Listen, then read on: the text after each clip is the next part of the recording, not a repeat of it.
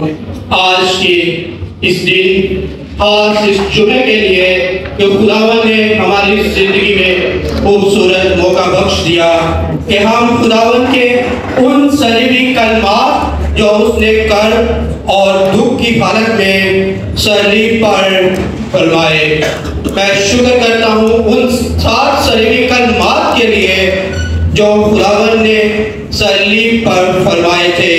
وہ 7 کلمات جو خداوند نے ہمیں صلیب پر بیان کیے، جن کا ارشاد خداوند کے یسوع مسیح کے لب مبارک سے ہوا، وہ انتہائی اہم تھے۔ وہ کلمات جو صلیبی کلمات ہم جن کو یاد کرتے ہیں، وہ ہمیں محبت، فضل، شفا، معافی اور ہمیشہ کی زندگی کا درس دیتے ہیں۔ میرے اور آپ کے مسیحا کے زبان مبارک سے جو سب سے پہلے کلمہ مبارک ان کے منہ سے نکلا، وہ پہلا کلمہ معافی یا شفائی کا کلمہ کہلاتا ہے۔ اور یہ کتاب مقدس میں مقدس لوکا رسول کی انجیل اور اس کا 23واں اور 34ویں آیت میں اس کا کچھ یوں مرغوب ہے، یسوع نے کہا، اے باپ انہیں معاف کر، یہ نہیں جانتے کیا کرتے ہیں۔ جب یسوع نے کہا اے باپ انہیں معاف کر، یہ نہیں جانتے کیا کرتے ہیں، تو یہاں پر ہمیں یسایہ نبی کا وہ نوشتہ جو اس نے اپنی کتاب 53 باب اور اس کی 12ویں آیت میں بیان کیا کہ وہ خطاکاروں کے ساتھ شمار کیا گیا، اور کیونکہ اس نے بطیروں کے گناہ اٹھا لیے اور خطاکاروں کی شفاعت کی، یہاں پر وہ نوشتہ پورا ہوا نظر آتا ہے۔ ابھی یسوع مسیح نے جب صلیب پر اپنی زبان مبارک سے پہلا کلمہ ارشاد فرمایا، تو میرے عزیزوں تھوڑی دیر کے لیے ذرا ہم تصور کریں یا ہم اس پہر میں جائیں جہاں جو گتسمنی باغ سے یسوع مسیح کو گرفتار کر کے اور کھوپڑی کے مقام تک لے کے آئے۔ تو گتسمنی باغ سے لے کر کھوپڑی کے مقام تک جہاں پر یسوع کو سولی پر لٹکایا گیا، تو ہم دیکھتے ہیں اس سارے سفر میں، اس سارے وقت میں میرے اور آپ کے مسیحا نے کتنا درد، مصیبتیں، دکھ اور تکلیفیں برداشت کی۔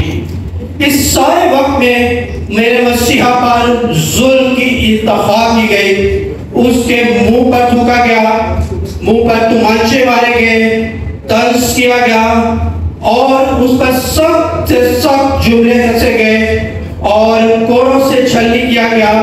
پسلی میں دیکھتے ہیں کہ جب صلیب پر ہے تو پسلی میں نیزہ مارا گیا، ہاتھ اور پاؤں پر کیل تھوم کر صلیب پر لٹکا دیا گیا۔ تو سب اتنے درد اور تکلیف میں سے گزرنے کے بعد یسوع مسیح ابھی صلیب پر ہے، تو بہت ہی ایک غیر معمولی بات خداوند کے مبارک منہ سے ہمیں سننے کو ملتی ہے۔ تو ہم تصور کر سکتے ہیں، اگر آج کے دور میں دیکھیں یا تصور کریں کہ اس وقت میں جو لوگ وہاں پر موجود تھے، کیا وہ اس بات کی توقع کر سکتے تھے کہ ابھی یسوع مسیح ہمارے لیے معافی کی درخواست کرے گا؟ نہیں، یقیناً وہ سوچ رہے تھے کہ ابھی یہ شخص جو صلیب پر لٹکا ہوا ہے ہمیں لعنت کرے گا، ہمارے لیے باپ سے لعنت مانگے گا، لیکن وہاں پر ایسا کچھ نہ ہوا۔ بہت ہی غیر معمولی اور روتے کھڑے کر دینے والا اور حیران کر دینے والا میرے مسیحا کے زبان مبارک سے جملہ نکلا، اے باپ ان کو معاف کر۔ یہ کیسے ہو سکتا ہے کہ ایک شخص جس پر ظلم کی انتہا کی گئی ہے، جس کو کوڑوں سے چھلنی کر دیا اور صلیب پر لٹکا ہوا ہے، لہو لہان ہے، لیکن زبان سے شفقت اور اتنی محبت کے الفاظ، فکر مندی کے الفاظ، ذمہ داری کے الفاظ نکل رہے ہیں کہ اے باپ ان کو معاف کر، اے باپ ان کو معاف کر۔ ہم جانتے ہیں میرے اور آپ کے مسیحا کی ذات اقدس میں دو پہلو تھے۔ میرے اور آپ کے مسیحا اپنی ذات اقدس میں وہ کامل خدا اور کامل انسان بھی تھے، لیکن جتنی دیر خدا نے زمینی خدمت کی، اس ساری خدمت میں ہم دیکھتے ہیں خدا نے الوہیت کے سارے کام جو خدا کی مرضی تھی کہ اس میں سے ہو وہ پورے کیے، اور چونکہ وہ کامل انسان تھے، کامل انسان میں سے ہوتے خدا کی مرضی کو پورا کر رہے تھے، اور وہ سارے کام جو خدا کی مرضی تھی اس نے کیے۔ ہم دیکھتے ہیں کہ زمینی خدمت میں خدا یسوع مسیح نے بہت جگہ کہا جا تیرے گناہ معاف ہوئے، دوبارہ ایسا نہ کرنا، میں تجھے معاف کرتا ہوں۔ لیکن آج جب صلیب پر ہے تو ایسا نہیں کہتا۔ کیا وہ بے اختیار ہو گیا؟ کیا وہ آج اس میں وہ قوت یا اختیار نہیں کہ وہ کہے کہ میں تمہارے گناہ معاف کرتا ہوں؟ لیکن آج وہ باپ سے درخواست کرتا ہے، اے باپ ان کو معاف کر کیونکہ یہ نہیں جانتے۔ میرے عزیزو، اس وقت جب وہ سولی پر ہے تو ہمارے گناہ اس پر ہے۔ بے شک وہ کامل انسان ہے لیکن گناہ کی حالت میں ہے، اور کون گنہگار ہے جو دوسرے گنہگار کے گناہ معاف کرے؟ اس لیے میرے مسیح نے ان لوگوں کی جنہوں نے اسے ستایا، پریشان کیا، دکھ دیا، باپ سے شفاعت کی، اے باپ ان کو معاف کر کیونکہ یہ نہیں جانتے کیا کرتے ہیں۔ میرے خدا نے اپنے باپ کو پکارا، باپ سے شفاعت کی، اس کو دوسروں کی فکر ہے، وہ دوسروں کی فکر کرتا ہے اور باپ سے درخواست کرتا ہے، اے باپ ان کو معاف کر کیونکہ یہ نہیں جانتے کیا کرتے ہیں۔ ہم جانتے ہیں کہ یسوع مسیح ضرور تھا کہ ہمارے لیے وہ دکھ اٹھائے، ہمارے لیے مصیبت برداشت کرے۔ اگر وہ صلیب پر نہ ہوتا تو ہم آزاد نہ ہوتے، اور ہم جانتے ہیں کہ اس نے خدا کی مرضی کو بخوبی پورا کیا، دکھ سہے، سب کچھ کیا اور دوسروں کے لیے فکر کی۔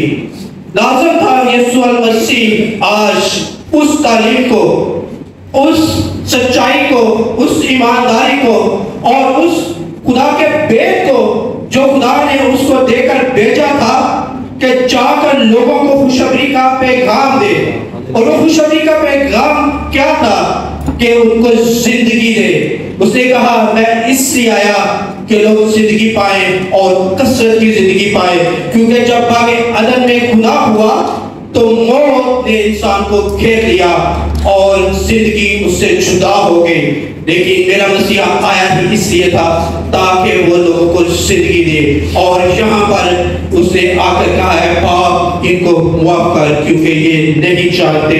اور ضرور تھا جتنی بھی تعلیم ہم دیکھتے ہیں، مسیحی تعلیم کلام کو حفظ کرنا، کلام کو پڑھنا یا صرف یاد کرنا نہیں، بلکہ مسیحی زندگی عملی زندگی ہے۔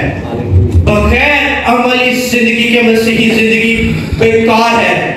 وہ زندگی مسیحی زندگی نہیں جس میں مسیحی عمل نظر نہ آئے۔ یسوع مسیح نے بہت جگہ میں کہا اپنے دشمنوں سے پیار کرو، اپنے ستانے والوں کے لیے دعا کرو، ان کی فکر کرو۔ تو لازم تھا کہ آج جب مصیبت میں ہے تو اپنے ستانے والوں کے لیے دعا کرتا، اور عملی طور پر صلیب میں دکھ میں کرب پر ہوتے ہوئے مسیحا نے اپنے ستانے والوں کے لیے دعا کیا، باپ ان کو معاف کر، ان کے لیے فکر کی، ان کے لیے شفاعت مانگی، نجات مانگی۔ اور یہاں پر ہم دیکھتے ہیں کہ لفظ معافی استعمال ہوتا ہے۔ معافی کا مطلب کیا ہے؟ معافی صلح کو ظاہر کرتی ہے۔ اگر معافی نہیں ہے آپ سے صلح نہیں ہے، کیونکہ گناہ خدا سے جدا کر دیتا ہے۔ اور دوسرے نمبر پر جب لکھا ہے کہ یہ نہیں جانتے کیا کرتے ہیں، میرے عزیزو جاننا واقفیت کو ظاہر کرتا ہے، جاننا قربت کو ظاہر کرتا ہے، جاننا نزدیکی کو ظاہر کرتا ہے۔ وہ بے شک کہ خدا کا بیت تھے جو ان لوگوں پر جو ان کو ستا رہے تھے وہ نہ کھل سکے ہماری نجات کے لیے.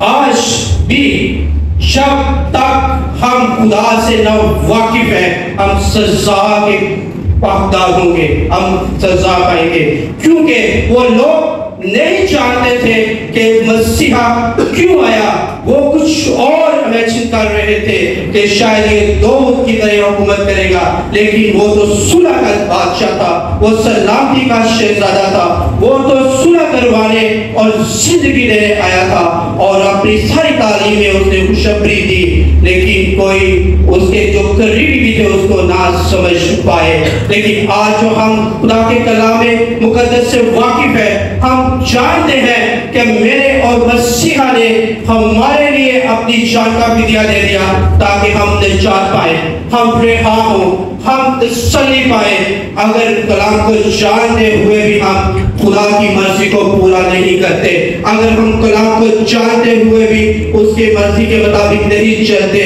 تو عزیزو ہم قصوروار ٹھہریں گے, ہم قصوروار ٹھہریں گے.